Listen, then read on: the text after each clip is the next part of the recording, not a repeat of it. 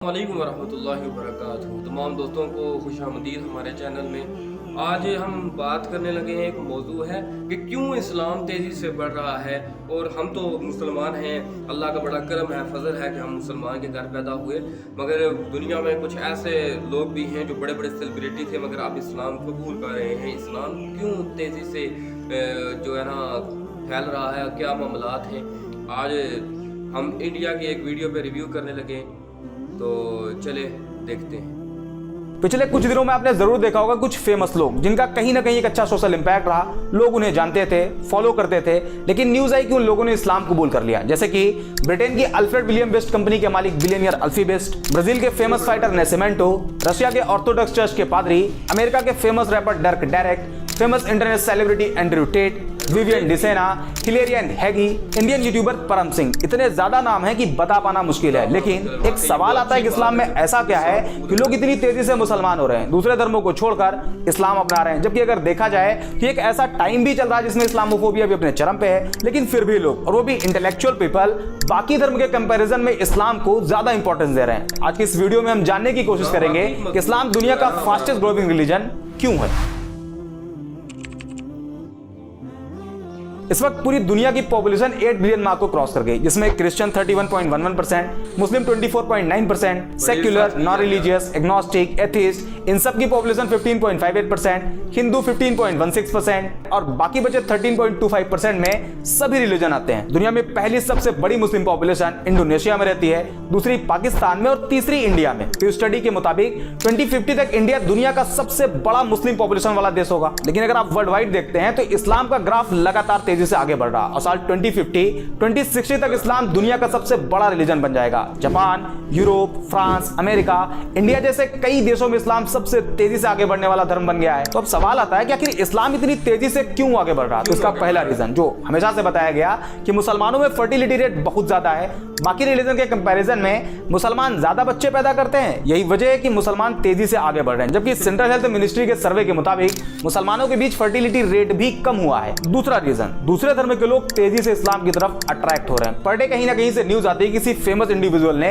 इस्लाम धर्म अपना लिया। कहीं कोई फेमस बिलियनियर होता है, तो कभी कोई फेमस फाइटर, तो कभी कोई फेमस रैपर, सेलिब्रिटी। ये उन लोगों की खबरें होती है जो कहीं ना कहीं फेमस होते हैं, लोग उन्हें फॉलो करते हैं। लेकिन ऐसे भी बहुत से लोग हैं जो इस्लाम अपना तो रहे हैं, लेकिन आम लोग होने की वजह से उन्हें सोशल मीडिया पर या न्यूज पोर्टल पर जगह ही नहीं मिल पाती। एक मोटा मोटा आंकड़ा आपको बताते हैं। द न्यूयॉर्क टाइम के मुताबिक अमेरिका के टोटल मुस्लिम पॉपुलेशन में 25% कन्वर्टेड मुस्लिम है और एक एस्टिमेट के हिसाब से करीब 20,000 से ज्यादा अमेरिकी हर साल इस्लाम कबूल कर लेते हैं। इसी तरह ब्रिटेन में करीब 6,000 लोग इस्लाम धर्म में शामिल हो जाते हैं। जापान भी एक ऐसा देश है जहां लोग तेजी से इस्लाम की तरफ आ रहे हैं। वसेदा यूनिवर्सिटी के अकॉर्डिंग पिछले 10 सालों में जापान में मुसलमानों की आबादी डबल से भी ज्यादा हो गई, जिसमें करीब 50,000 से ज्यादा जापानी लोगों ने इस्लाम कबूल कर लिया। और अभी हाल ही में एक रिपोर्ट आई जिसमें बताया गया कि दुनिया में मुस्लिम पॉपुलेशन 2 बिलियन मार्क को क्रॉस कर गई, जिसमें एक बड़ा नंबर कन्वर्टेड मुस्लिम का है। अब सवाल आता है कि आखिर लोग इस्लाम में कन्वर्ट क्यों हो रहे हैं, ऐसा क्या है इस्लाम में। तो इसका कोई एक जवाब नहीं। इस्लाम कबूल करने वाले लोगों से जब पूछा गया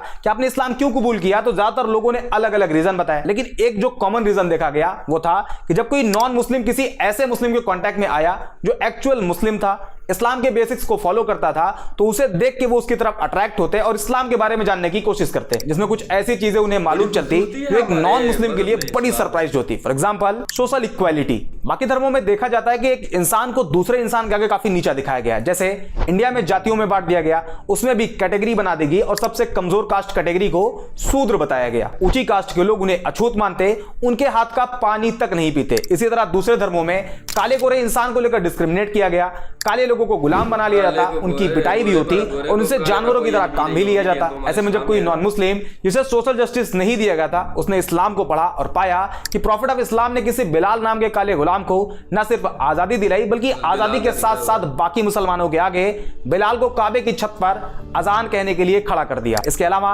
जब लोगों ने प्रॉफिट ऑफ इस्लाम की एक स्पीच के बारे में जाना जिसमें उन्होंने कहा था एक अरेबियन किसी नॉन अरेबियन से सुपीरियर नहीं, और ना ही कोई नॉन अरेबियन किसी अरेबियन से सुपीरियर है, ना कोई काला किसी गोरे से सुपीरियर है और ना ही कोई गोरा किसी काले से। यह जानने के बाद कि इस्लाम में कोई ऊंचा नीचा नहीं, इस एक पॉइंट की वजह से ना जाने कितने लोगों ने इस्लाम कबूल कर लिया। दूसरा रीजन फॉगिंग फॉरगिवनेस, इस्लाम में माफ कर देने वाला जो कॉन्सेप्ट है वो भी बड़ा शानदार है। जब लोगों ने उसे जाना तो वो भी उन्हें बहुत पसंद आया और लोगों ने इस्लाम कबूल कर लिया। फॉर एग्जांपल, मान लीजिए कि अगर किसी इंसान को एक पूरी कम्युनिटी बुरा भला कहे, उसे बाइकआउट कर दे, यहां तक कि उसे जान से मारने की कोशिश करे, तो रिएक्शन ये होगा कि जब भी उसे उस कम्युनिटी पर कंट्रोल मिलेगा वो अपना बदला जरूर लेगा। सारे लोगों से ना सही, लेकिन उन लोगों को जरूर टारगेट करेगा जो उसके खिलाफ उसके ही लोगों को भड़काते थे, उसे मार के लाने वाले को इनाम देने की बात कहते थे। आमतौर पर यही देखा जाता है, लेकिन इस्लामिक हिस्ट्री में इसके जस्ट उल्टा है। 7वीं सेंचुरी में जब इस्लाम की शुरुआत हुई, उसके कई सालों बाद तक, करीब 10 साल बताया जाता है, इस पीरियड में टोटल 40 से कम मुसलमान थे। उस टाइम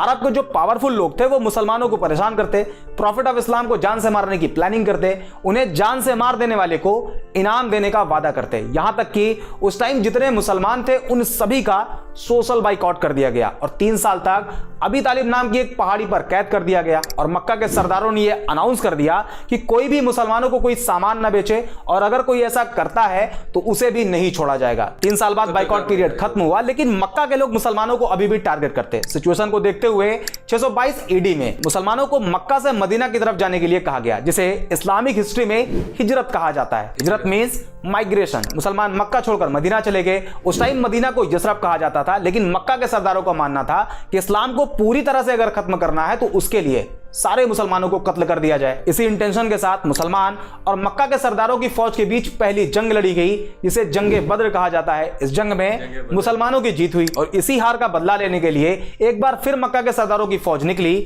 और इस्लाम की दूसरी जंग लड़ी गई, जिसे जंगे उहूद कहा जाता है। लेकिन 10 साल बाद जो मुसलमान मक्का छोड़कर मदीना चले गए थे वो एक मजबूत ताकत बनकर मक्का में वापसी करते हैं। उस टाइम मक्का के उन सरदारों में यह डर फैल गया कि हमने तो मुसलमानों को बहुत टॉर्चर किया है, प्रॉफिट ऑफ इस्लाम को जान से मारने की कोशिश करी है, आज मुसलमान हमसे ज्यादा पावरफुल हैं और अब वो हमें नहीं छोड़ेंगे। इस डर से बहुत से लोगों ने सरेंडर कर दिया और बहुत से लोग मक्का छोड़कर भाग गए। लेकिन जब प्रॉफिट ऑफ इस्लाम ने अपनी बात कहनी शुरू करी तो लोगों ने जो सोच रखा था वो उसके जस्ट उल्टा था और एक पब्लिक अनाउंसमेंट करी गई कि जिन जिन लोगों ने मुसलमानों को परेशान किया था, मुसलमानों को मारा था, मक्का छोड़कर मदीना जाने के लिए मजबूर किया था, उन सभी को माफ किया जाता है। ये एक सेंटेंस इतना इफेक्टिव साबित हुआ कि जो पहले इस्लाम को खत्म करना चाहते थे उन सभी ने इस्लाम कबूल कर लिया और आज भी इसका इंपैक्ट इतना ज्यादा है कि जब कोई नॉन मुस्लिम इस्लाम के इस चैप्टर को पढ़ता है तो इस्लाम की तरफ अट्रैक्ट होता है। तीसरा और सबसे बड़ा रीजन है बिहेवियर। आज सोशल मीडिया पर इस्लाम की जिस इमेज को प्रेजेंट किया जा रहा है वो इस्लाम की रियलिटी नहीं। हालांकि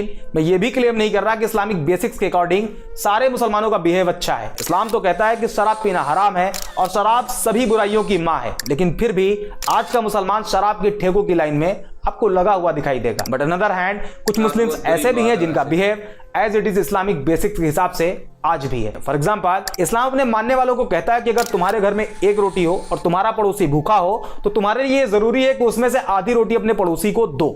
इस बात को मेंशन नहीं किया गया है कि पड़ोसी मुसलमान हो तभी दो, बल्कि कोई भी हो, किसी भी रिलीजन को फॉलो करता हो, आपको उसके साथ वैसे ही बिहेव करना है। और आज के टाइम पर जब कोई नॉन मुस्लिम किसी एक्चुअल मुस्लिम के बिहेव को ऑब्जर्व करता है तो वो उसके बिहेव से अट्रैक्ट होता है और ये रीजन इस्लाम को इतनी तेजी से आगे बढ़ने में सबसे बड़ा रोल प्ले कर रहा है। इसके अलावा justice, tolerance, patience, peace, day of judgment और भी बहुत से रीजन है जिस वजह से लोग इस्लाम को बाकी धर्म के कंपैरिजन में ज्यादा प्रेफर कर रहे हैं। और ये जो आजकल बड़े बड़े सेलिब्रिटी इस्लाम एक्सेप्ट कर रहे हैं उसमें इस्लामोफोबिक एडवर्टीजमेंट भी इस्लाम की मदद खूब कर रहा, क्योंकि जब लोग एंटी इस्लामिक क्लेम करते हैं तो इसका इंपैक्ट पॉजिटिव और निगेटिव दोनों तरह से होता है। निगेटिव ये कि नॉन मुस्लिम कम्युनिटी में इस्लाम को लेकर नफरत बढ़ती है, जबकि इसका पॉजिटिव साइड ये है कि लोग उस एंटी इस्लामिक क्लेम को क्रॉस चेक करने के चक्कर में इस्लाम को पढ़ना शुरू कर देते हैं, जिसमें उन्हें अभी बताए गए पॉइंट्स मिलते हैं जो कि क्लेम से रियलिटी बिल्कुल अलग होती है and eventually they accepted Islam. I hope ये वीडियो आपको पसंद आई होगी, अगर हाँ तो लाइक एंड शेयर जरूर कर दें। बाकी मिलते हैं अगले वीडियो में। मगर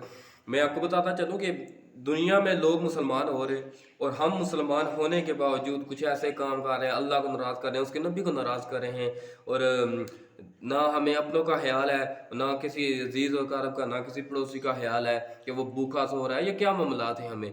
अगर हम किसी को कुछ दे नहीं ना सकते तो हमें कोई हक नहीं बनता कि उसकी ज़ाती ज़िंदगी में कोई दखल अंदाजी करने का, उसे नीचे दिखाने का। हमारा इस्लाम ऐसा नहीं है। हमारा इस्लाम तो बड़ा खूबसूरत सा मतलब है। और देखें कि दुनिया पूरी आज जो है ना, इस्लाम समझ ले कि पूरी दुनिया पर गलबा खाया हुआ है। हमें अल्लाह पाक से तौफीक है कि हमें दीन इस्लाम पर चलने की और समझने की और अमल करने की तौफीक अता फरमाए। अस्सलामु अलैकुम व रहमतुल्लाह।